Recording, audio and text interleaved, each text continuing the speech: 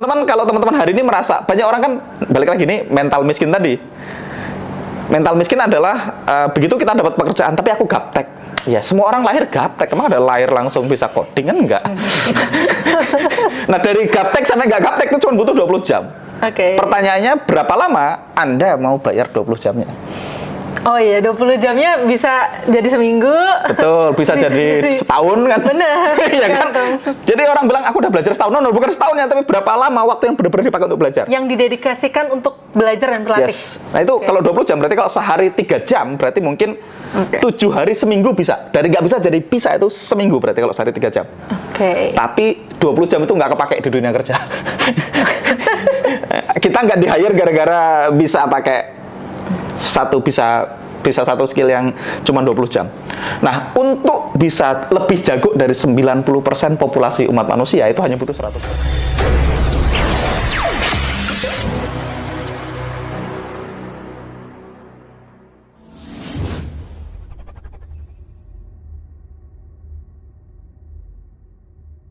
Aman. Oke, jadi ini aku udah punya beberapa pertanyaan, jadi aku akan bacain. Nanti kalau misalnya ada yang aku pengen tahu lebih lagi, aku akan tanya. Siap. Pertanyaan pertama, udah kayak kuis nih, siap belum? Oke.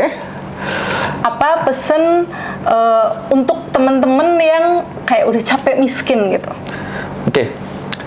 Kalau teman-teman udah capek miskin gitu dan teman-teman pengen segera keluar dari kemiskinan gitu ya, pesan yang pertama teman-teman, bahwasanya sebenarnya Anda bisa keluar dari kemiskinan lebih cepat dari Anda bayangkan gitu. Jadi untuk kita dari nol, dari miskin sampai kita bisa punya kehidupan yang nyaman, itu kalau dilakukan dengan benar mungkin cuma butuh waktu sekitar 3 tahun. Oke, tapi sebelum lanjut nih, aku pengen tahu dulu definisi miskin buat Mas Angga apa nih? Soalnya kan mungkin teman-teman kondisinya kan beda-beda ya, tapi ada yang kayak saya masih miskin atau saya udah nggak miskin. Tapi kalau untuk Mas Angga, definisi miskin tuh gimana? Definisi miskin itu sebenarnya paling gampang ya dari angka aja kalau kita mau ngomongin. Gini, kita ngomongin miskin secara finansial ya. Kita nggak lagi ngomongin kaya hati kan gitu ya. Nanti supaya kita lebih spesifik. Jadi kita ngomongin duit gitu ya. Kita ngomongin duit kan. Jadi kita ngomongin gimana caranya kita punya uang. Jadi definisi miskin ya, kalau kita ngomong gampang gitu ya. Kalau kita ngomongin gampang di Indonesia gitu, artinya sekali lagi ini bukan lagi ngatain miskin, tapi kalau definisi miskin buat aku, kalau dari sisi uang, jadi kalau dia masih belum wajib bayar pajak berarti kemungkinan masih miskin secara income. Artinya itu kan pemerintah menganggap kamu nggak perlu bayar pajak, berarti kamu dianggap belum mampu, ya masih miskin. Oke. Tapi kalau menurutku secara pribadi, miskin itu adalah mental. Mental itu gimana? Jadi aku tuh memisahkan antara nggak punya uang sama miskin. Oh, jadi kalau misalnya nggak punya duit tuh belum tentu miskin ya? Betul. Benar. Punya duit banyak juga belum tentu kaya. Buat aku tapi ya. Makanya tadi kita punya dua definisi. Satu definisi secara angka, ya kita mengacu sama apa yang pemerintah charge ya dari pajak misalnya. Kalau dia belum bayar pajak ya kita belum kategori kaya. Mungkin nggak miskin gitu. Aku nggak tahu angkanya miskin. Teman-teman nanti kita googling. Menurut pemerintah disebut miskin itu angkanya berapa? Kayaknya ada datanya deh. Ada angka yang pemerintah sepakatin. Tapi kalau menurutku miskin itu ya mental. Jadi kalau kita merasa nggak punya duit, merasa nggak mampu ngapa-ngapain ya miskin. Jadi gimana caranya untuk keluar dari kemiskinan itu? Nah, untuk keluar dari kemiskinan, yang pertama tadi kita sadari bahwasanya miskin itu adalah mental. Nah, kondisi kita nggak punya uang itu adalah kondisi sementara. Jadi kalau hari ini aku nggak punya uang, karena pertanyaannya apakah aku pernah nggak punya uang? Jawabannya dulu cukup sering. Apakah aku pernah merasa miskin? Mungkin pernah, tapi nggak sebanyak kondisi aku nggak punya uang. Nah, karena misalnya gini, ketika misalnya seseorang udah punya knowledge, sudah punya banyak keilmuan, terus dia bangkrut, dia akan nggak punya uang sebentar, habis itu dia akan punya duit lagi. Oh, jadi kondisi nggak punya uangnya, dari kondisi nggak punya uang sampai kondisi dia punya uang akan lebih cepat daripada ketika dia punya mental miskin. Betul. Nah, kalau kita misalnya balik ke kondisi yang real yang terjadi sama banyak teman-teman ya, yang kita lihat di lingkungan kita, banyak orang tuh hari ini mereka nggak punya uang. Tapi kalau kita ngomongin kasus yang pertama tadi adalah orang yang tadinya kaya, dia bangkrut, dia akan balik lagi punya duit karena dia udah punya semua skillnya. Nah, pertanyaannya adalah kalau teman-teman memulai dari nol banget, nol putul yang benar-benar nggak punya apa-apa, artinya nggak punya skill, nggak punya duit, nggak punya koneksi, nggak punya modal, nggak punya warisan, semuanya nggak punya, gimana caranya kita bisa keluar dari kemiskinan? Tadi aku bilang 3 tahun ya. Nah, step pertama teman-teman, kalau kita merasa nggak punya uang, makanya step pertama teman-teman kita harus cari cara gimana caranya punya uang. Jadi kalau kita miskin ya cari kerja. Kalau kita nggak punya uang, kita cari kerja.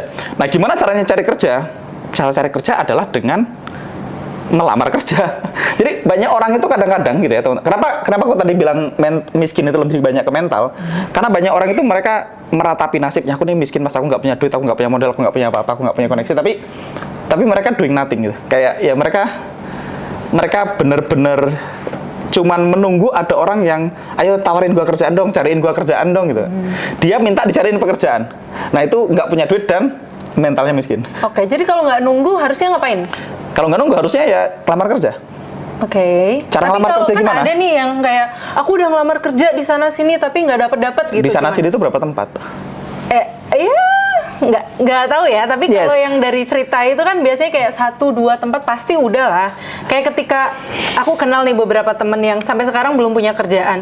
Tapi bukannya dia nggak pernah ngelamar kerja, ya dia ngelamar kerja, masukin beberapa lamaran, bahkan ada yang kayak lebih dari 3 atau 5 tempat gitu. Tapi memang belum dapat. Itu harusnya ngapain sekarang sambil nunggu mungkin dia dapat lowongan kerja berikutnya atau punya ide bisnis atau apa, tapi sambil lu ngapain? Kita solusinya bagi dari dua deh. Jadi bagian pertama ini kita bahas ilmu buminya, nanti bagian satunya kita bahas ilmu langitnya. Karena di Ngaji Roso ini ada banyak ilmu langit yang dibahas sama Mas Hendra sama teman-teman. Kita perlu penyeimbang antara ilmu bumi sama ilmu langit. Kita perlu satu yang actionable secara bumi dan secara langit. Nah, secara ilmu bumi, teman-teman, gimana caranya dapat pekerjaan? Ada satu hukum namanya law of large number, hukum angka besar. Kalau kita melamar ke cukup banyak tempat dengan benar dan serius, nggak mungkin nggak keterima. Nggak mungkin nggak ada yang nyantol maksudnya. Nggak mungkin nggak ada yang nyantol. Itu yang pertama. Yang kedua, karena kita miskin. Tadi kita berasumsi kondisi teman-teman yang memulai itu adalah nggak punya modal, nggak punya skill, nggak punya semuanya. Kan kita benar-benar orang yang miskin, kondisi miskin, semiskin-miskinnya yang mungkin dibayangkan. Dan by the way, aku juga memulai dari sana sebagai gambaran kan gitu. Nah, step pertama adalah jangan pilih-pilih pekerjaan. Kenapa temanmu misalnya tadi mungkin yang ngelamar kerjaan dan nggak diterima, bisa jadi dapat panggilan tapi bukan di tempat yang dia inginkan. Bisa jadi. Misalnya aku siap kerja apa aja, mas cariin kerjaan dong gitu. Aku siap kerja apa, tapi kalau bisa ya jangan kuli bangunan lah gitu. Iya, pernah yang udah bilang gitu kan? Iya bener. Ketika dia belum dapet, dia akan ya udah aku apa aja bisa, apa aja mau gitu. Karena memang it's easy to say I can do anything ketika anythingnya masih anything. Aku siap melakukan apa aja itu banyak orang ngomong gitu kalau apa ajanya masih apa aja. Ketika apa ajanya sudah jelas nih, lu perlu ngerjain A, biasanya dia nggak mau. Nah, jadi kan memang berarti mentalnya masih miskin kan gitu. Berarti step pertama kan kita cari kerja supaya kita bisa makan dan hidup dulu. Itu step pertama. Step pertama bertahan hidup. Jadi kayak nggak apa-apa pekerjaannya bukan yang dia impikan gitu ya? Ya karena kita berasumsi dia kan nggak punya skill, nggak punya apa-apa. Ini kan start dari nol. Benar. Jadi dia ngelamar kerja. Dan kalau ngelamar kerja dan mau terima kerja apa aja, pasti bisa. Bahkan di salah satu di dunia Instagram ada namanya Santo Suruh. Dia siap disuruh apapun, literally apapun. Ketika dia siap disuruh apapun, ada pekerjaan. Itu step pertama. Nah, step pertama dia perlu nyari kerja dan kalau perlu dia double pekerjaan. Nah, misalnya dia kalau punya motor bisa ngojek kan gitu, sambil cari kerja. Nah, kedua cara ngelamar kerjanya. Ini kita masih ngomongin ilmu bumi. Cara ngelamar kerjanya adalah kita personalize. Personalize itu gimana? Personalize terhadap misalnya gini, aku tahu aku mau ngelamar ke perusahaan A, ya aku googling dulu kan sekarang, cari tahu dulu perusahaan A butuhnya apa, mereka butuh orang seperti apa. Jadilah calon pelamar terbaik yang lamar untuk posisi yang kita lamar. Kan gini sekarang, Mas Angga kan punya beberapa company ya? Anggap aku punya perusahaan. Benar. Terus mau hire atau mau mempekerjakan orang baru. Kriteria calon pelamar terbaik itu yang kayak gimana? Calon pelamar terbaik adalah tergantung. Misalnya tadi posisiku yang dibuka misalnya posisinya sales and marketing misalnya. Ya, kalau kita nggak punya skill sales and marketing, kita nggak bisa ngelamar ke situ ya. Karena ini kan harusnya step kedua. Karena di perusahaanku sekarang kita butuhnya orang yang sudah punya skill. Jadi orang yang pelamar terbaik adalah orang yang punya skill yang dibutuhkan sama perusahaanku. Yang sudah bawa skill set ketika datang. Betul. Okay. Tapi kan kita berasumsi teman-teman mulai dari nggak punya skill. Benar. Jadi dia harus ngelamar tempat dimanapun berada. Yang penting kan goals pertama adalah bisa making money dan bisa makan. Oke, yang penting dapat kerja dulu. Betul, yang penting dapat kerja. Jadi kita tunjukkan ke calon bos kita bahwasanya kita mau kerja keras. Yang kedua ya personalize tadi, selain kita kirim lamaran, kita kirim email, kita cari tahu di perusahaan itu HRD-nya siapa, terus siapa orang yang kerja di sana. Ya sekali datang saya, Mas kemarin aku ngajuin lamaran, boleh dilihat dulu. Misalnya kita tahu, misalnya oke, misalnya Mbak Lisna adalah orang yang di tempat aku ngelamar, aku tahu dia kerja di situ dan aku tahu misalnya dia adalah orang yang bagian hiring gitu ya. Aku bisa sekali waktu ya dicari tahu tentang kamu, kan bisa DM Instagramnya. Sekarang kan hampir semua orang punya Instagram ya. Saya aku bilang, Mbak Lisna, aku adalah orang yang lamar kemarin, ngajuin lamaran. Mungkin Mbak Lisna udah jadi lihat atau belum. Aku nggak mau nge-push gimana sih, aku cuma mau ngasih tahu bahwasanya aku ngajuin lamaran dan aku adalah orang yang siap kerja keras ngelakuin yang terbaik, aku siap belajar. Bilang aja jujur, aku nggak punya pengalaman, aku belum punya skill, tapi kalau kamu kasih aku kesempatan, aku akan jadi salah satu karyawan terbaik yang pernah kamu rekrut. Oke, jadi proaktif ya? Iya. Karena itu nggak banyak dilakukan. Betul. Jadi ketika dan sekarang semua orang tuh punya Instagram, punya LinkedIn, semuanya punya sosial media, datengin DM. Jadi ketika dia melakukannya, dia udah langsung stand out. Betul, dan belum tentu diterima ya. Benar. Tapi kalau kamu melakukan itu sama 100 perusahaan, nggak mungkin nggak dapat pekerjaan. Paling nggak punya kesempatan yang lebih dari. Nggak mungkin nggak dapat pekerjaan. Ini kita garansi pasti dapat pekerjaan. Oke. Nah, step 1 kita lamar kerja. Begitu dapat kerjaan, berarti kita udah aman nih. Secara income kita udah aman. Nah, kalau kita udah bisa makan, step kedua adalah kita perlu hemat pengeluaran. Kan kita udah dapat income nih, step kedua hemat pengeluaran. Segala sesuatu yang nggak perlu dibeli, nggak usah dibeli. Jadi mungkin yang perlu kita beli cuma makan sama tinggal. Kalau tinggal sama orang tua berarti nggak perlu bayar sewa. Kalau kita ngontrak atau ngekos berarti kita cuma perlu tempat tinggal, tempat tidur, sama makan. Di luar itu kayaknya kita nggak perlu. Makan pun ya pilih yang berhemat mungkin. Oke. Nah, kedua, dulu guru saya pernah bilang, kalau kita perlu sepakatin nih, teman-teman kerja itu nggak akan bikin teman-teman keluar dari kemiskinan. Karena tadi kerjaan yang bayarannya rendah karena kita belum punya skill untuk kerja. Iya, karena tadi baru mulai kan. Jadi kerjaan itu yang pertama supaya kita dapat pekerjaan. Di situ kita juga belajar, kita lakukan yang terbaik, kita jadi orang yang jadi karyawan yang terbaik yang bos kita punya gitu ya.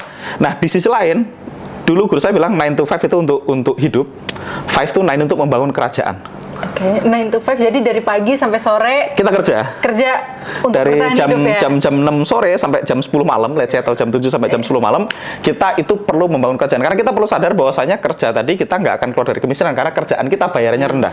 Kenapa kerjaan kita bayarannya rendah? Karena kita skillnya rendah sehingga kita dibayar rendah.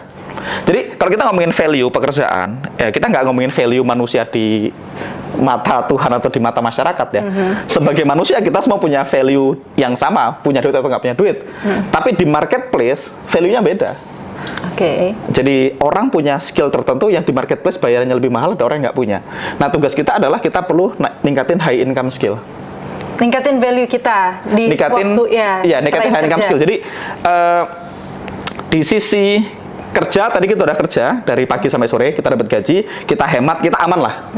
Di sisi lain, di luar jam kerja, teman-teman investasikan waktunya untuk punya skill yang bayarannya mahal. High income skill itu tadi ya. Contohnya? Nah, high income skill itu dibagi 3. High income skill itu ada 3. Namanya BSL ya. B itu build, S itu sell, L itu lead. Jadi skill itu secara umum cuma ada 3. Skill yang duitnya banyak itu cuma ada 3. Yang pertama build. Kalau kita bisa membangun sesuatu, bisa service itu jasa maksudnya, bisa membangun barang, kita punya duit lebih banyak daripada orang lain. Kayak misalnya ada orang bisa bikin website, dia punya skill building, dia akan dibayar lebih mahal. Kayak Mas Hendra ini bisa bikin channel YouTube Ngaji Roso, dia punya skill building, dia akan dibayar lebih mahal. Jadi teman-teman perlu skill build, teman-teman perlu skill gimana caranya menciptakan produk. Itu skill pertama. Nah, produk itu bisa digital, bisa produk fisik, teman-teman jago bikin tas, atau juga service jasa. Ini semuanya masuk ke build. Cari satu skill yang teman-teman pengen kuasai. Pertanyaannya gimana caranya, Rian? Benar. Gimana kalau misalnya aku nol banget, kan aku nggak tahu. Aku nggak tahu aku punya skill apa. Aku nggak tahu aku punya bakat apa nih yang kan skill belum ada yang punya. Bakat juga belum ada yang punya nih. Jadi gimana caranya tahu apa yang kita pengen ya, teman-teman main ke perpustakaan, main aja ke Gramedia, atau nggak usah beli kan, nggak punya duit ya. Hemat. Main ke Gramedia, cari topik, di situ ada topik-topik. Iya, atau main ke toko majalah, cari majalah yang menarik buat kita, itu yang itu yang bisa kita pilih, karena majalah itu mewakilin niche, mewakilin ceruk market. Jadi kalau aku suka majalah A, berarti kemungkinan aku suka A. Aku suka majalah B, mana yang menarik perhatian kita, itu yang pertama. Atau cara kedua, teman-teman bisa masuk ke website-website yang menyediakan training online. Misalnya Udemy misalnya. Nanti googling aja Udemy. Di Udemy itu ada kategori-kategorinya. Kategori big data, kategori leadership, kategori sales, kategori public speaking. Cari satu hal yang menarik buat kita dan pilih satu. Itu skill yang pertama, build. Jadi kita belajar bikin sesuatu untuk dijual atau sesuatu untuk ditawarkan orang lain. Bisa service, bisa produk atau jasa, fisik, bisa produk digital atau service tadi, jasa ya. Nah, skill kedua yang perlu dibangun adalah sale. Jadi skill itu dibagi 3 kategori besar. Jadi build tadi, membangun produk. Yang kedua adalah sell, menjual. Itu high income skill juga. Kalau kita jago menjual, jago closing, one on one, itu nanti teman-teman bisa apply pekerjaan yang bayarannya lebih besar. Dan ini, jadi skill tadi nggak selalu harus kita langsung mulai bisnis sendiri kan. Tadi kan kita kerja sama orang bayarannya rendah karena nggak punya skill. Begitu kita punya skill building, kita bisa naik bayarannya, value-nya naik di masyarakat, artinya nilai income-nya naik. Begitu dia punya skill selling, dia bisa jadi jualan, skill-nya naik. Jadi skill selling. Nah, selling nanti ada 1 lawan 1, belajar jualan on the phone, bisa 1 ke banyak, belajar ngiklan, belajar sosial media, advertising, itu termasuk bagian skill yang S. Nah, tapi yang 3 tadi itu ini ya, bukan step ya. Jadi nggak harus pertama build dulu. Nggak, itu pilih aja. Itu pilihan aja. Pilihan aja. Lebih oke kalau kita bisa semuanya, karena kalau kita ngomongin di agak panjang lagi, orang-orang yang sangat-sangat kaya itu biasanya bisa build, jago sell, dan yang ketiga L ini adalah leadership, memimpin. Jadi kalau kita lihat misalnya salah satu perusahaan paling powerful di muka bumi ini, salah satunya adalah Apple, karena dia jago build. Dia jago bikin barang yang orang suka banget. Yang kedua, dia jago menjual, orang ngantri mau beli iPhone. Dan yang ketiga, Steve Jobs itu salah satu leader yang sangat jago. Jadi kalau kita punya 3-tiganya, kita akan sangat kaya gitu. Nah, tapi di awal teman-teman perlu bangun skill tadi, either building atau selling atau leadership. Nah, dengan punya skill itu, minimal value kita di perusahaan tempat kita kerja akan naik.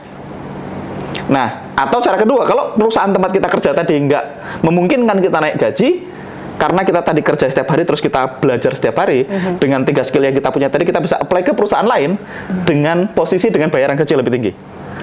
Mulai kebayang ya, tracknya ya. Nah,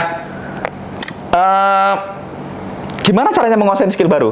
Nah, teman-teman mungkin akan surprise, untuk bisa menguasai skill baru itu nggak butuh yang selama yang teman-teman bayangkan.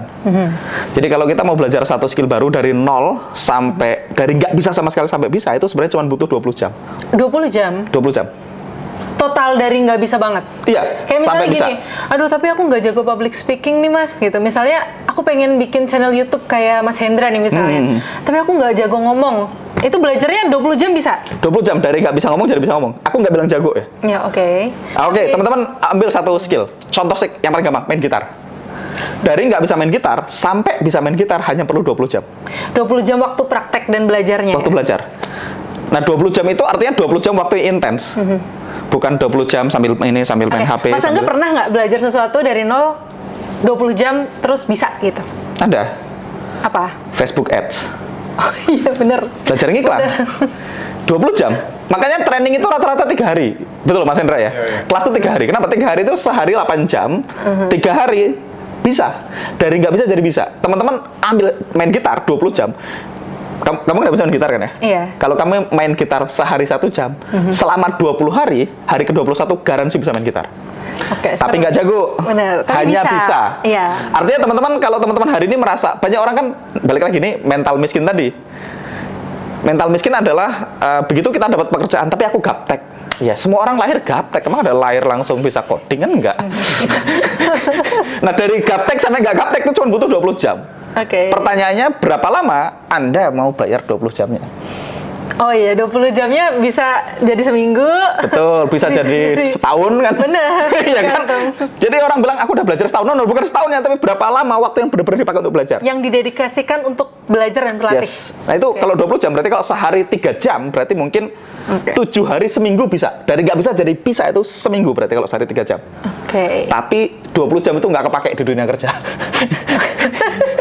Kita nggak di-hire gara-gara bisa pakai bisa satu skill yang cuma 20 jam.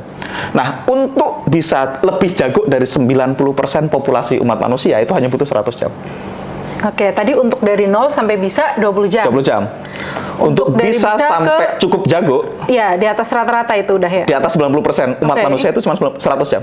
100 jam? Ya. Kalau udah punya 100 jam, itu udah bisa dipakai buat ngelamar kerja itu. Udah consider expert? Belum. Udah boleh? Oh, belum? Tapi udah cukup jago. Benar, udah punya dibanding 90% orang. Balik lagi contoh, kamu main gitar 1 jam setiap hari selama 3,5 bulan, kamu lebih jago main. Kalau ada 100 orang di ruangan ini, kamu termasuk 10 orang teratas yang bisa main gitar. Bukan yang nomor 1 ya. Iya, tapi udah boleh buat nanti misalnya yang ngelamar kerja di tempat baru, aku punya skill ini. Betul, gitu. Jadi kalau teman-teman misalnya pilih satu skill, tadi kan kita skillnya ada build, ada sell, ada lead. Nah biasanya lead ini nyusul paling belakang, lead ini skill yang paling belakang. Jadi mungkin teman-teman pilih build atau sell. Nah kalau teman-teman belajar build atau sell, itu 100 jam, itu teman-teman sudah punya skill yang bisa dipakai untuk lamar pekerjaan. Dan harusnya dari situ kita dibayar lebih mahal lagi. Kalau tadinya mungkin kita dapat gaji di bawah UMR sedikit, habis itu kalau punya skill sedikit di atas UMR.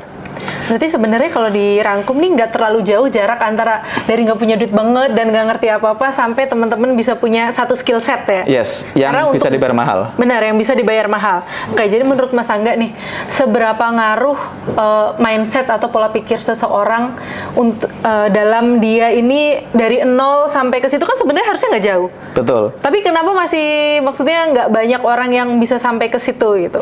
Ya, nah disitulah sekarang peranan mindset. Peranan mindset. Nah, banyak orang merasa dia itu punya fixed mindset.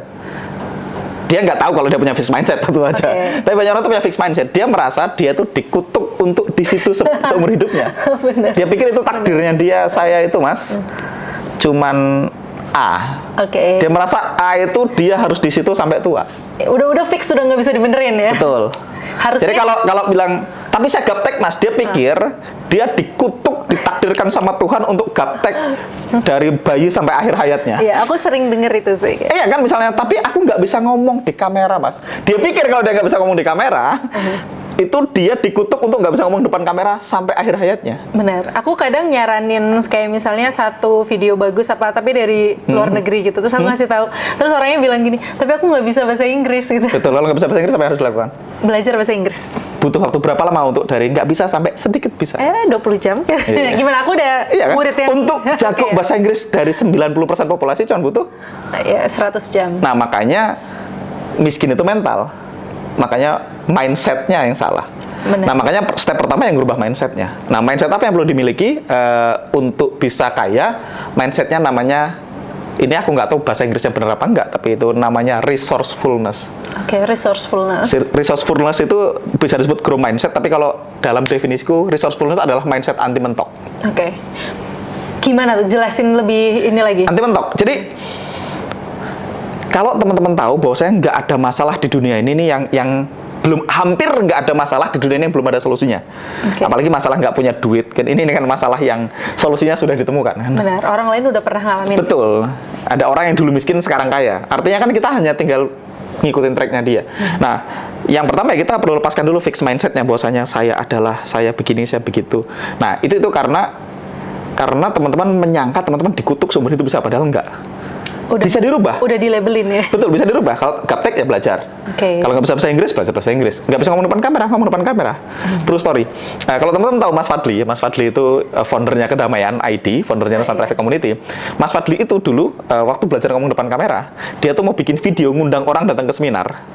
Itu syutingnya Mas Hendra 8 jam, Mas Hendra. 8 jam untuk video durasi 1,5 menit. Dan nggak dipakai. Aku inget ya. Cara syutingnya ini, aku pegang laptop itu ditulis, dia kan harus pakai prompter gitu, dia ketik pakai PowerPoint gede banget, aku di belakang kamera tuh megangin laptop gitu. Dia baca tuh, halo teman-teman semua, perkenalkan nama saya Fadli, terus oke, terus abis itu slide kedua, gitu, jelek pakai banget. Padahal tag-nya seharian ya. Seharian kita tuh nyewa hotel dari pagi sampai malam sampai check out, nggak dapat satu video yang durasinya paling 3 menit dan nggak dipakai akhirnya karena begitu diedit ditonton kok jelek banget ya mas. Ya memang jelek sih. Akhirnya apa? Akhirnya aku yang bikin videonya. Okay. Nah terus gimana cara dia pertama kali belajar ngomong depan kameranya? Tak teman ini kayak kamu kita berdua ngomong. Kalau ngobrol gini kan lebih gampang. Lama-lama. Pertama kali ya. Gitu. Ya lama-lama. Nah ini bahasanya juga pertama kali wawancara orang kayak gini, podcast pertamanya dia. Nah lama-lama dia mulai jago. Hari ini itu kameramennya Mas Fadli selalu kagum. Mas Fadli ini kalau bikin video tanpa cut itu. Iya Mas Fadli kalau sekarang video udah jago banget. 30 menit durasinya 30 menit. Tapi kalau dulu Mas Fadli berpikir dia ditakdirkan nggak bisa ngomong depan kamera, selesai sudah. Iya, hari itu dia berpikir begitu ya. Jadi, nah itu yang pertama kita perlu punya growth mindset bahwasanya Anda nggak ditakdirkan begitu. Nah itu namanya level 1 pindah ke level 2 kalau sisi consciousness, tapi kita bahas lain waktu. Tidak akan dibahas di video ini. Seru nih, seru. Ngomongin consciousness atau kesadaran sama Sangga seru. Tapi itu nanti. Kita masih bahas miskin tadi. Nah, artinya dari miskin ke kaya itu satu hanya perlu lompatan mindset, yang kedua hanya perlu melakukan tadi step yang kita bahas. Dia perlu ngelamar kerja. Nah dari situ kata kunci kedua tadi kita udah bahas. Kalau kamu dikasih kesempatan, kamu lakukan yang terbaik. Kabar baiknya kamu hanya perlu satu yes. Oke. Kalau kamu udah dapat skill tadi, kamu yang lamar kerja lagi tempat lain. Sama personalize juga. Bilang aku 4 bulan terakhir belajar ini, saya obses dengan ini, saya dilihat saja apa yang kamu pelajari selama 4 bulan terakhir. Bilang aku mungkin belum punya pengalaman, tapi kalau aku dikasih kesempatan, aku pastikan aku akan jadi karyawan terbaik yang pernah kamu rekrut.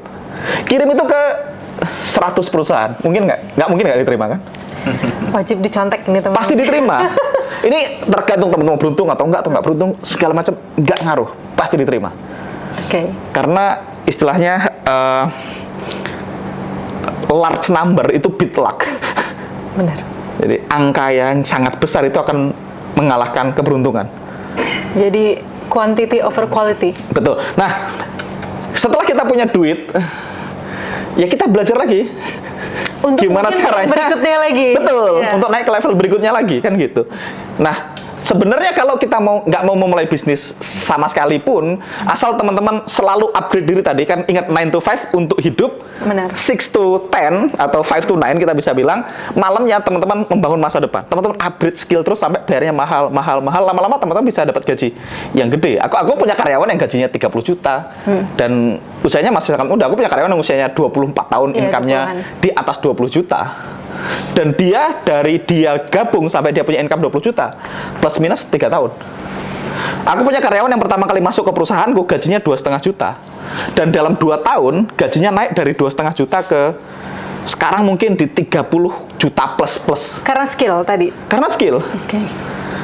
Karena dia nge-upgrade skill dan kita juga nggak tutup mata kalau ada satu karyawan yang kayak dia naik terus gitu. Nanti bahkan kita sekolahin untuk dia belajar ke tempatnya lebih baik lagi supaya dia bisa ngasilin income buat perusahaan kita. Okay. Nah, itu step 1. Atau direction lain yang teman-teman bisa pilih adalah teman-teman juga bisa mulai bikin usaha sendiri. Oke. Mulai misalnya bikin channel YouTube misalnya. Mulai bikin jualan produk orang lain jadi affiliate. Kalau kita udah punya skill sellingnya ya. Jadi ini berlaku juga buat teman-teman yang selain karyawan juga punya bisnis ya. Soalnya gini, banyak banget aku denger kayak orang, aduh aku belum kerja karena aku belum nemu pekerjaan yang sesuai sama yang aku pengen atau passionku. Dan juga teman-teman yang bisnis pun gitu, nggak cuma yang kerja ya. Tapi yang bisnis pun, aduh kayaknya aku nggak mau lanjut bisnis ini deh. Kayaknya ini nggak di sesuatu yang aku sangat suka lakuin gitu. Jadi tetap jalanin bisnis itu wajar ya, wajar normal kalau di bisnis pertama, kedua belum ketemu sama bisnis yang tergantung kondisinya, udah kaya atau masih miskin nih. Tadi ngomongnya kalau masih miskin, lu tidak berhak pilih-pilih bisnis atau pekerjaan. belum waktunya nih tak omelin di kamera nih. belum boleh. Aduh ini nggak sesuai nih sama passionku gitu. Ya belum waktunya. Benar. Makanya kita perlu ngumpulin duit sampai cukup aman. Nah, jadi makanya step pertama ya invest yang sangat banyak ke diri sendiri. Nah, untuk bisa nguasain skill tadi itu sebenarnya kan nggak harus ikut kelas yang mahal. Dia bisa nonton YouTube, hampir semua skill ada channel YouTube ya, ada buku murahnya. Nah, makanya setelah upgrade skill ya kita dari sana punya income, ya kita bisa belajar investasi. Jadi dari sisi ilmu buminya, dari miskin ke kaya, 3 tahun itu lebih dari cukup untuk merubah nasib. Jadi kalau dilakukan dengan benar dalam 3 tahun itu harusnya dia punya income 30 sampai 100 juta, itu sangat doable. Ini kita nggak ngomongin ilmu langit nih, pure ilmu bumi, hanya dengan dia melakukan apa yang kita bahas tadi. Dia upgrade skill terus supaya dibayar lebih mahal, atau tadi dia mulai belajar selling, dia jualin produk orang lain. Dia bisa pilih jual produk yang sangat mahal. Kayak misalnya Ngaji Roso ini dia cari orang yang punya produk yang bagus, dia bantu jualin. Sesimpel itu. Jadi karena harus punya sendiri juga. Iya, karena buat aku definisi uang kan adalah ide, uang adalah alat tukar nilai tambah. Ide itu berarti building kan gitu. Kita bisa building tadi, kita bisa building atau alat tukar nilai tambah. Nah, caranya gimana? Kita tinggal tukarkan sebanyak mungkin nilai tambah ke sebanyak mungkin orang. Misalnya kita tahu kita sekarang ada acara sama Pak Wayan Mustika. Pak Wayan Mustika punya nilai tambah yang sangat gede. Nah, Mas Hendra menukarkan nilai tambah yang Pak Wayan Mustika punya ke sebanyak mungkin orang, sehingga sebanyak mungkin orang dapat manfaat. In exchange dari melakukan itu, beliau punya uang kan gitu. Jadi uangnya akibat ya? Iya, uang akibat dari nilai tambah. Jadi kita punya value yang sangat banyak, kita tukarkan ke orang lain. Kalau ditukar ke satu orang, duitnya satu. Kalau ditukar ke banyak orang, duitnya banyak. Makanya selling tadi, yaitu menukarkan nilai tambah ke sebanyak mungkin orang. Nah, sekarang kita mulai ngomongin ke ilmu langit. Gimana caranya mempercepat supaya lebih cepat lagi keluar dari kemiskinan, karena ini Ngaji Roso, kita nggak bisa hanya bahas ilmu bumi kan gitu ya. Nah, step pertama tadi teman-teman, kenapa kok kita punya fixed mindset? Kenapa kita punya fixed mindset? Karena kita punya trauma. Kalau kata Mas Dan itu karena kita dikopiok sama kehidupan. Iya, jadi kenapa kok kita menganggap kaya itu susah kan gitu kan? Kenapa kok kita menganggap kita nggak ditakdirkan kaya? Mungkin karena kita waktu kita kecil, kita punya orang tua menasehati, udahlah nak, kita ini uang orang duwe, nggak usah aneh-aneh. Iya, aku pernah apa? Pernah digituin. Waktu bilang, waktu dulu kan belum punya mobil ya, ya masih miskin banget. Terus pernah bilang, iya nanti kalau kamu udah gede, kata mama, nanti kamu beli mobil ya. Jadi kita kalau mau pergi-pergi lebih enak gitu. Terus ada saudaraku kan di situ, terus dia bilang gini, bahasa Indonesianya ya, dia ngomongnya bahasa Jawa kan, bahasa Indonesianya, udahlah Ndu gitu, kayak nggak usah mimpi tinggi-tinggi, nanti kalau jatuh sakit gitu. Sebenarnya dia nggak jahat. Betul. Sih. Itu yang jahat juga banyak, yang dengan sengaja jahat. Itu kan contohnya nggak jahat ya. Nasihat itu bikin kita punya belief, keyakinan yang membuat kita merasa kita nggak bisa kaya. Dan jauh banget rasanya, kaya itu rasanya jauh banget itu. Iya, dari sisi mindset. Nah, karena tadi, kenapa mindset seberapa penting? Kalau kita menganggap kita nggak bisa kaya, kita nggak akan berpikir menuju ke sana. Nah, dengan tadi saya share ke teman-teman peta untuk jadi kaya, teman-teman belum ke sana sih, tapi at least tahu ada petanya bisa ke sana. Nah, tinggal kita kan sudah tahu apa yang dilakukan, tinggal kita merasa apakah kita mampu melakukan itu kan gitu, pertanyaan berikutnya kan. Benar. Soalnya kan kayak, aduh ini kayaknya udah kerja, pulang kerja masih harus belajar lagi, kayaknya aku, kalau males nggak bisa nih. Ya. Nah, kenapa kita tadi kembali dulu, kenapa kok kita banyak orang nggak mau ke sana, dia nggak mau melakukannya, dia merasa nggak bisa kaya karena dia punya banyak trauma tadi, banyak trauma. Dia mungkin pernah suka sama cewek, terus dinasihatin sama keluarganya, nggak usah lah nak, dia anak orang kaya, kita nih orang nggak punya. Jadi dia menganggap, berarti aku ya ditakdirin, nggak ada yang bilang kalau kita sekarang nggak punya, bukan berarti sampai mati juga nggak punya kan gitu. Benar. Iya kan, makanya ada quotes yang terkenal bilang kalau kita lahir miskin bukan salah kita, tapi kalau kita mati miskin ada salah kita di sana. Makanya, nah, gimana caranya supaya kita lebih cepat mencapai itu ya? Step kedua yang perlu teman-teman lakukan setelah tahu kalau kita nggak punya kaya karena punya trauma, ya kita beresin traumanya. Beresin trauma-trauma yang di Ngaji Roso ini juga banyak. Di Ngaji Roso ada banyak jurus untuk menghilangkan trauma kan misalnya. Salah satu yang gampang itu yang sering disinggung sama Mas Riko adalah mirroring kan, teman-teman, mirroring supaya trauma-trauma mental block yang menghambat kita, yang menganggap saya nggak bisa kaya karena A, B, C, D. Apapun keyakinan, saya nggak bisa kaya karena saya dari desa. Saya nggak bisa kaya karena saya nggak punya modal. Saya nggak bisa kaya karena saya nggak punya koneksi. Saya nggak bisa kaya karena apa? Karena saya nggak ganteng misalnya. Ada yang kayak gitu. Iya sih ada. Iya kan? Iya benar. Apalagi saya nggak bisa kaya karena ya apapun karena itu kan cuma mental block. Mental blocknya dirilis. Bisa dengan mirroring atau bisa dengan pakai teknik yang diajarkan Mas Fadli di kedamaian itu dengan tapping. Nah, di tapping dirilis mental blocknya. Jadi yang pertama harus dirilis trauma-traumanya. Terus berikutnya kalau udah merilis trauma, bangun identitas baru. Bangun identitas baru bahwasanya kita adalah orang yang layak dapat income mahal. Caranya. Orang yang layak dapat gaji yang tinggi. Caranya bangun identitas dengan sadar. Caranya adalah dengan cara membangun identitas, cara paling gampang kata guruku adalah dengan mengajukan pertanyaan. Kenapa ya kok semakin segini aku semakin apapun kondisi yang kita pengen capai. Misalnya kita merasa aku nih sial mas. Kalau ngelamar pekerjaan selalu ditolak. Kan gitu ya. Mungkin karena aku sial, aku ngelamar pekerjaan sini ditolak. Itu kan mindsetnya. Keluar dari situ dua hal. Step 1, supaya kita nggak merasa sial, ngelamarnya yang banyak. Law of large number, ajuin lamaran ke banyak orang yang dipersonalisasi. Sambil membangun identitas baru. Kenapa ya kok aku semakin kesini semakin beruntung? Kenapa ya kok semakin kesini aku semakin mudah dapat pekerjaan? Kenapa ya kok semakin kesini aku semakin suka belajar? Kenapa ya kok semakin kesini aku semakin ahli di bidang ini? Jadi kita bangun identitas secara sadar. Cari identitas yang teman-teman pengen bangun. Misalnya teman-teman punya identitas, saya adalah orang yang jago ngomong depan kamera ya. Tanya, kenapa kok semakin kesini aku semakin nyaman ngomong depan kamera? Mas Angga pernah nggak membangun identitas itu secara sadar? Pernah. Prakteknya gimana? Maksudnya gini, terus nanyanya kapan gitu maksudnya? Kalau dulu itu sebelum hari ini aku pakai afirmasi. Dulu aku berangkat dengan afirmasi namanya incantation. Incantation itu mengucapkan sesuatu dengan suara dan emosi berulang-ulang sampai kita meyakini itu jadi kebenaran. Jadi kita ngomong berulang-ulang sangat banyak. Jadi salah satu incantation yang dulu aku sering ucapkan adalah segala sesuatu yang dibutuhkan sudah ada dalam diriku. Jadi semua yang aku butuhkan sudah ada sama aku. Jadi akunya jadi resourcefulness. Jadi aku nggak gampang mentok karena aku yakin semua yang aku butuh sudah ada dalam diriku. Jadi kalau aku nggak punya koneksi, ya aku bikin koneksi. Aku nggak punya jalan, aku bikin jalan. Aku nggak tahu caranya, aku cari tahu caranya. Kalau aku cari tahunya, aku tetap nggak tahu, aku akan cari orang yang tahu caranya. Jadi aku nggak pernah mentok. Karena aku punya identitas, segala sesuatu yang aku butuhkan sudah ada dalam diriku. Jadi itu diucapkan berulang-ulang dengan suara dan emosi. Nah, tapi semakin kesini karena aku udah semakin belajar, aku pakainya sekarang dengan pertanyaan dan di meditasi. Nah, teman-teman dua-duanya oke. Mungkin teman-teman kalau suka incantation ya ngomong aja. Dulu yang satu sering aku ucapkan adalah tiap hari tambah sehat, tambah kuat, tambah kaya. Tiap hari tambah sehat, tambah kuat, tambah kaya. Jadi itu identitas. Jadi dilakukan dua-duanya.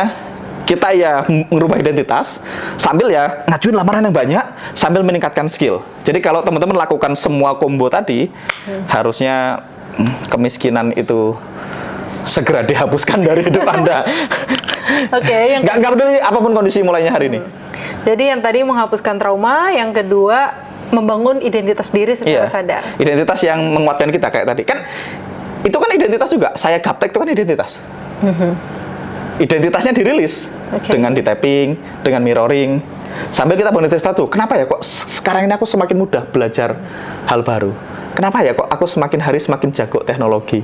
Kan bisa kan, gaptek juga identitas. Artinya kalau teman-teman boleh install identitas kalau Anda gaptek dan itu gratis, kabar baiknya Anda boleh uninstall dan install identitas baru yang lebih mendukung untuk keluar dari kemiskinan, dan itu juga gratis. Tapi kalau belum gimana? Kalau belum apa? Ya belum, kayak misalnya gini, kan masih gaptek, terus baru belajar nih, baru belajar biar nggak gaptek.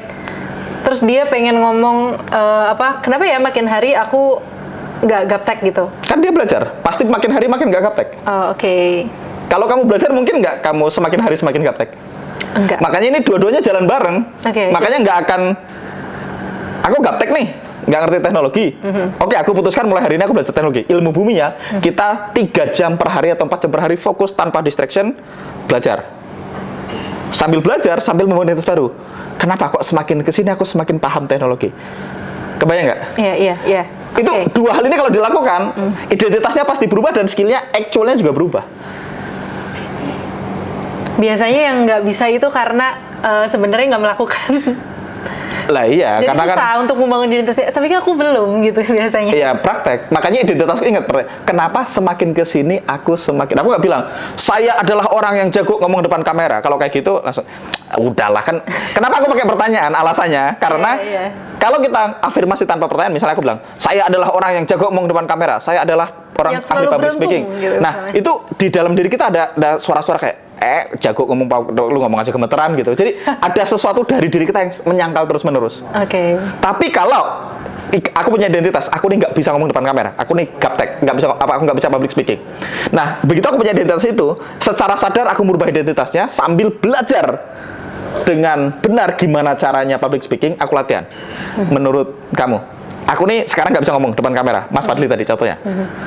Aku latihan ngomong depan kamera, aku belajar dari YouTube cara ngomong depan kamera, aku cari buku tentang public speaking, sambil aku latihan 3 jam, 4 jam sehari, sambil tiap hari ngomong. Kenapa ya kok aku sekarang semakin hari semakin jago ngomong depan kamera? Nyambung nggak itu antara identitasnya aku bangun dengan tindakan yang aku lakukan? Nyambung. Kalau dilakukan terus-menerus, pasti jago depan kamera nggak? Jago. Pasti jago. Secara identitasnya berubah. Benar. Dari aku tadi yang merasa nggak jago, sekarang aku merasa jago. Dari sisi skill juga berubah. Makanya ilmu langit dan buminya perlu dikerjakan bareng. Gitu. Oke, tadi ilmu langit sama ilmu bumi itu udah semua ya. Oke, sekarang pertanyaannya, menurut Mas Angga nih, selain karena ini kan tadi kalau kita ngomongin semua itu dilakukan kan, berarti orangnya udah nggak males dong. Tapi selain karena males nih, biasanya apa sih yang masih bikin orang tuh stuck di zona kayak kemiskinan gitu? Karena males doang sih sebenarnya. Jadi sebenarnya karena males. Iya, karena kalau udah nggak males ya, kalau udah nggak males dan melakukan ilmu langit dan ilmu buminya itu berarti kan nggak mungkin ini lebih cepat ya. Teman-teman nggak mungkin kita mengesampingkan kecuali teman-teman, wah takdir pun aku rasa Tuhan juga nggak sejahat itu kan. Tuhan juga bilang saya tidak akan merubah nasib suatu kaum kecuali Dia sendiri yang mengubahnya kan itu. Jadi nggak apa kemungkinan tidak berhasil kalau teman-teman tadi dengan sengaja ngelamar kerja di tempat yang banyak, dengan sengaja meningkatkan skill, dengan sengaja meningkatkan identitas, dan dengan sengaja menghilangkan mental block yang kita punya. Kalau itu dilakukan, 3 tahun dari hari ini pasti punya duit, pasti kaya. Nah pertanyaannya Mas, tapi aku malas Mas. Pertanyaan apa? Gimana caranya biar nggak malas atau apa alasannya selain malas? Cuma malas kalau alasannya kan? Oke, tapi gimana biar nggak malas? Biar nggak malas, nongkrong sama orang yang tidak malas. Gimana caranya nongkrong sama orang yang nggak males, sedangkan aku aja masih nol, nggak punya koneksi nih tadi di awal kan ngomong. Gimana caranya nongkrong sama orang-orang yang... Oke, kamu pengen apa? Pengen belajar skill apa? Oke, misalnya aku pengen belajar skill bikin video misalnya. Bikin video, males kan? Iya. Caranya udah tak kasih tahu kan? Caranya bangun identitas, belajar skillnya, hilangkan mental blocknya dengan cara di tapping, dengan cara mirroring tadi. Tapi masih males. Caranya simpel, nongkrong sama orang-orang yang bikin video. Oke, tapi aku nggak punya koneksi. Terus gimana? Cari koneksi. Oh, dicari. Caranya? Nggak, semuanya ada di Instagram tuh ada komunitas. Caranya follow orang-orang, cara gratisnya nih. Follow orang-orang yang jadi celebrity authority di tempat yang kamu mau. Kalau kamu pengen belajar bikin konten, ya follow akun-akun yang jago bikin konten. Follow akun-akun yang tiap hari ngomongin konten. Follow akun-akun yang menceritakan testimoni dari orang-orang yang bikin konten. Sehingga kita mendekatkan ke sana. Nongkrong sama mereka tuh maksudnya nggak harus ketemu di darat gitu ya? Perlu ketemu di darat pada akhirnya, tapi di awal kan nongkrong online juga bisa. Join ke grup-grup yang isinya konten kreator. Follow orang-orang konten kreator. Nah, mereka juga biasanya punya kopdar, punya acara ngumpul bareng. Datang. Dari situ kita akan lihat, ada orang yang kayaknya ngomongnya lebih bodoh dari aku, tapi duitnya lebih banyak. Nah, dengan kita melihat ada orang yang menurut kita lebih on dari kita, lebih nggak ganteng dari kita, kok dia berhasil, biasanya kita termotivasi. Nah, cara termotivasi ya nongkrong sama orang yang sudah punya apa yang kita inginkan, cara paling gampang. Jadi biar nggak malas gitu ya? Iya. Karena biasanya kalau malas tuh karena belum lihat ya? Malas karena nggak tahu. Jadi orang malas itu karena dia tidak punya suasana emosi yang tepat untuk melakukannya. Gimana cara mempengaruhi suasana emosinya gimana? Cara mempengaruhinya ada banyak cara. Nah, tak kasih contoh. Kamu misalnya mau mandi, pernah malas nggak mau mandi? Iya, sering. Mau mandi malas nih. Udah kalungan handuk gitu, nongkrong bolak-balik. Ya, for the record ini Mas Angga biasanya yang sering kayak gitu.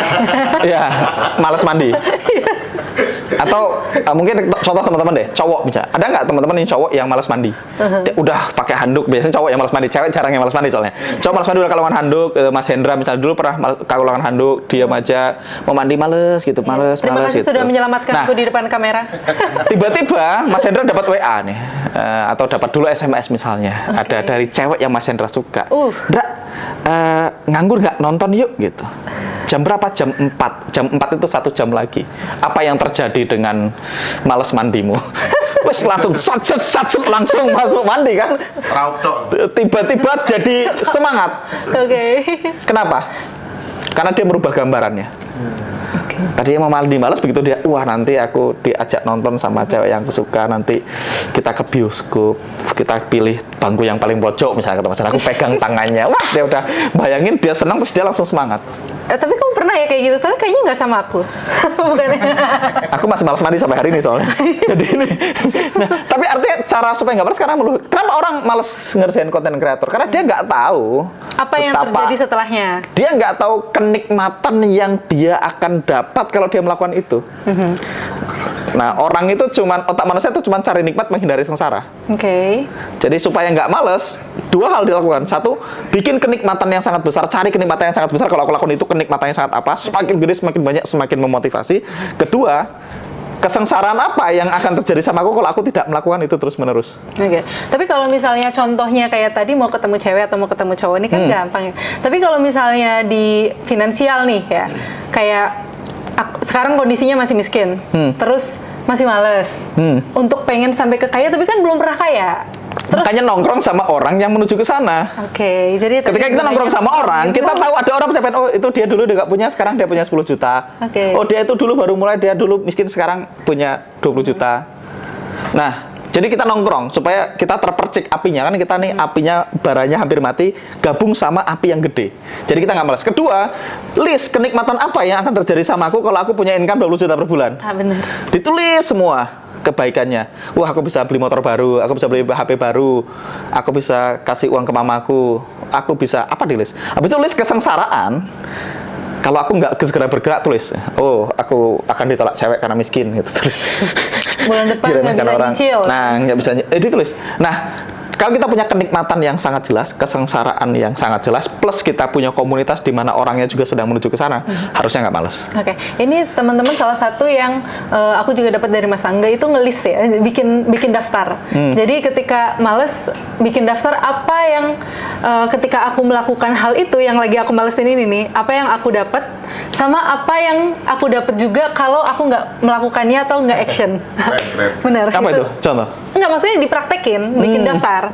Karena biasanya kan males itu karena nggak termotivasi karena nggak lihat daftarnya. Betul. Tapi ketika itu ditulis, kita pikirannya lebih terorganisir.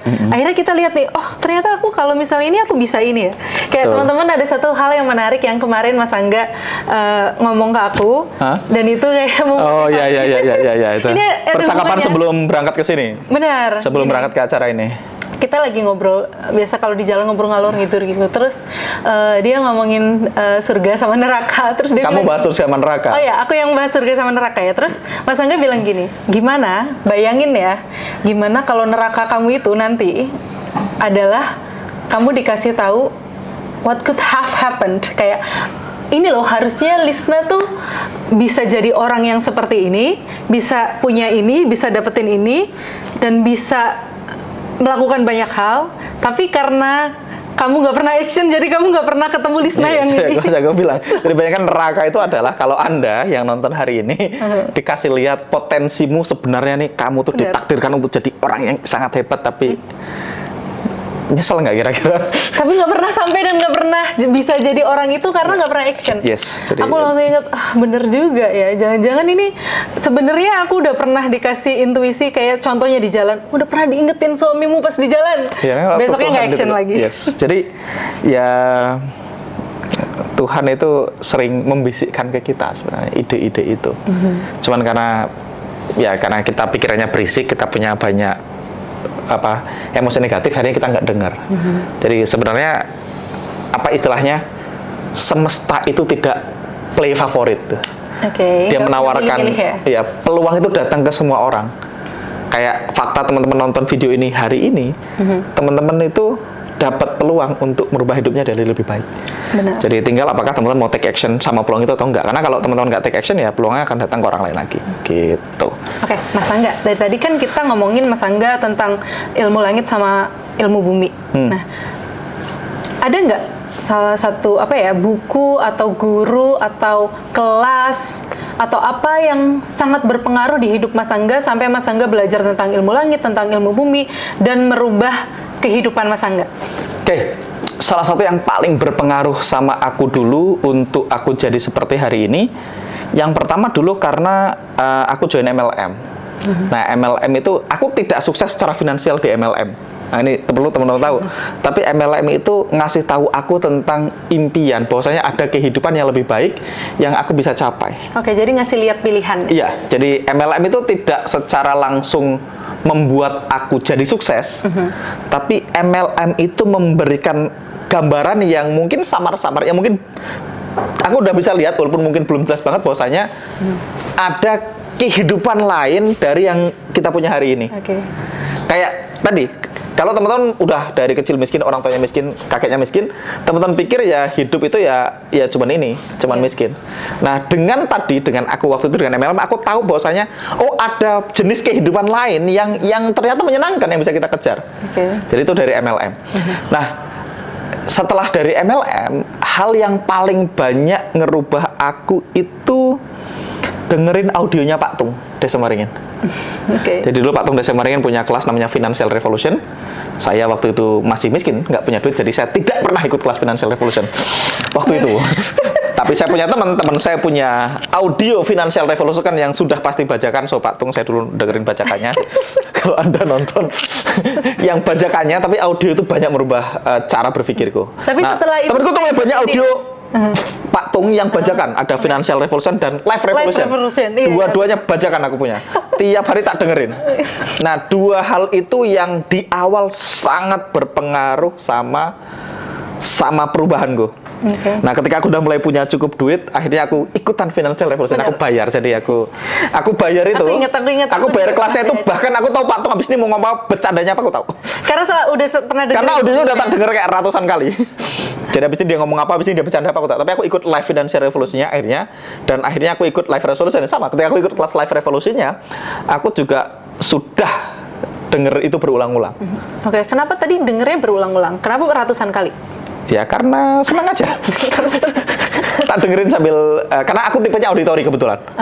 Jadi orang tuh punya tipe masing-masing ya. Aku tipenya auditori, makanya aku nggak pernah baca buku Financial Revolution Pak Tung. Aku tidak pernah baca buku Life Revolution Pak Tung.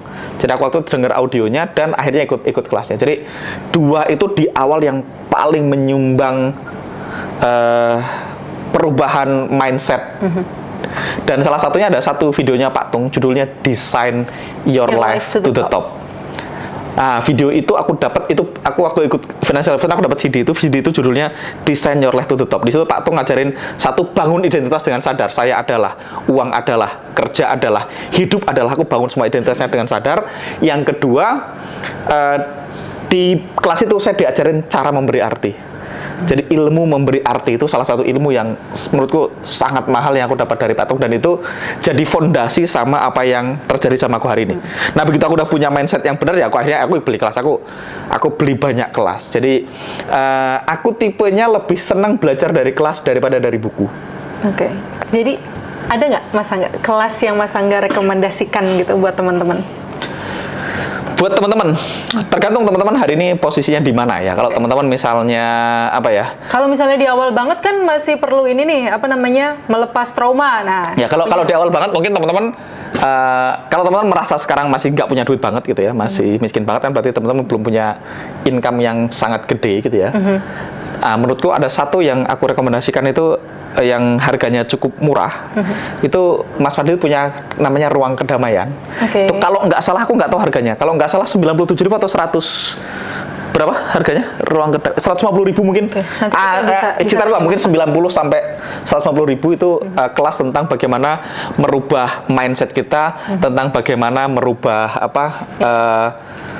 mental kita, tentang bagaimana melepas tadi saya nggak bisa ini karena ini, melepas mental block itu. Karena sebelum menginstal identitas baru kan harus melepas trauma dulu. Dan melepas trauma itu nggak gampang ya. Maksudnya kalau orang nggak tahu caranya kan memang kita pikir dengan menguatkan hati segala macam.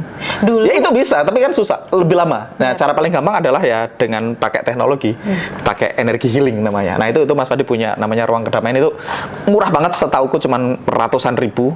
Di bawah 200.000 ya pasti. Ya, aku inget banget dulu, bahkan aku nggak tahu kalau aku itu bermasalah. Betul. Aku nggak tahu kalau aku ternyata banyak membawa trauma. Betul. Benar. Okay. Dan itu yang terjadi sama kamu kan. Kamu kan juga bertumbuh sangat signifikan dari awal kita ketemu sampai hari ini kan. Terima kasih. Ya maksudnya sebagai gambaran dulu teman-teman Mbak Lisna ini, dia waktu itu ngajak aku nih misalnya, kamu manggil aku Han dulu ya. Iya. Ya, atau Ayang, besok misalnya kayak beberapa hari lagi aku ingat yang itu, aku bilang gini, Ayang, sebentar lagi saudaraku mau lamaran nih, besok pas kesana temenin ya. Iya, besok temenin ya. Pas hari H, aku kan nanya, kamu jadi nggak mau ke tempat lamaran saudara kamu? Maksudnya aku nanya tuh kalau jadi kita berangkat jam berapa? Tahu nggak dia ngerespon apa, teman-teman? Sekarang aku kalau ikut, tahu nggak dia bilang gini, kalau kamu nggak mau nganterin aku ya udah gitu. Bayangkan ya. Dia berubah dari level itu ke level hari ini. Jadi bertumbuh. Kenapa bertumbuh? Kenapa kamu bertumbuh? Karena aku dulu nggak melihat itu sebagai masalah, dan dulu aku nggak tahu kalau ada kehidupan lain selain itu. Nah, maksudnya, oh ternyata bisa memilih gitu. Nah, dulu dia orangnya juga gampang tersinggung. Kamu sangat gampang marah kan? Sangat gampang tersinggung. Benar. Kamu bilang dia bikin aku tersinggung, dia bikin aku marah, kamu bikin aku merasa tidak berdaya gitu kan? Benar. Kalau misalnya aku marah, aku selalu bilang, kan kamu selalu bilang nih, kan kamu boleh memilih nggak marah. Terus aku akan bilang, loh tapi kan kamu bikin aku marah, berarti salah kamu. Aku bilang gitu. Nah, sekarang tapi akhirnya aku ngasih tahu bahwasanya it's possible, mungkin untuk orang lakukan apapun, kamu mungkin untuk memilih marah atau tidak marah. Benar. Sekarang jadi kamu tahu kalau ada kemungkinan, bahwasanya kamu tahu kamu bisa memilih emosi yang terjadi sama kamu, tidak peduli apapun yang terjadi. Benar. Kan tidak peduli apapun yang terjadi sama kita, orang mau ngomong apapun, sebenarnya emosi kita punya kontrol untuk memilih. Tapi susah kan? Iya, tapi dulu aku nggak tahu kalau ada opsi itu. Tapi kamu kan, boleh milih. Nah, jadi kan teman-teman, step pertama adalah tahu kalau ada opsi itu. Benar. Begitu tahu ada opsi, memang susah belum ke sana. Nah, untuk ke sana ya kita perlu teknologi. Makanya kamu dulu belajar energi healing juga, di tapping juga, lama-lama kamu menuju ke sana, kamu bangun identitas baru kalau itu bisa dibikin kan? Kan identitas, bahwasanya aku ini memang begini kan, itu identitas. Identitasnya dirubah, habis itu diberesin emosinya, jadi hari ini kan gitu. Sebagai gambaran, kayaknya aku juga nggak akan bertahan sama aku yang dulu.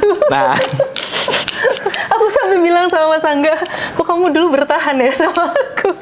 Iya. Jadi itu teman-teman, makanya tadi yang kita bahas tadi, dari miskin jadi kaya itu, at least dengan nonton video ini, teman-teman tahu bahwasanya ada pilihan untuk jadi kaya, dan ada kemungkinan untuk jadi kaya. Itu dulu yang pertama. Kan teman-teman mungkin nggak tahu kalau, oh ternyata aku tuh bisa kaya. Kan mungkin teman-teman mungkin nggak pernah tahu, atau teman-teman nggak tahu kalau ada pilihan untuk jadi kaya atau track menuju ke sana. Yang kedua, teman-teman kita kasih tahu tracknya. Yang berikutnya, teman-teman rilis tadi semua dogma-dogma, emosi negatif, trauma-trauma, kejadian buruk yang terjadi sama kita, mungkin dia pernah dihina karena miskin.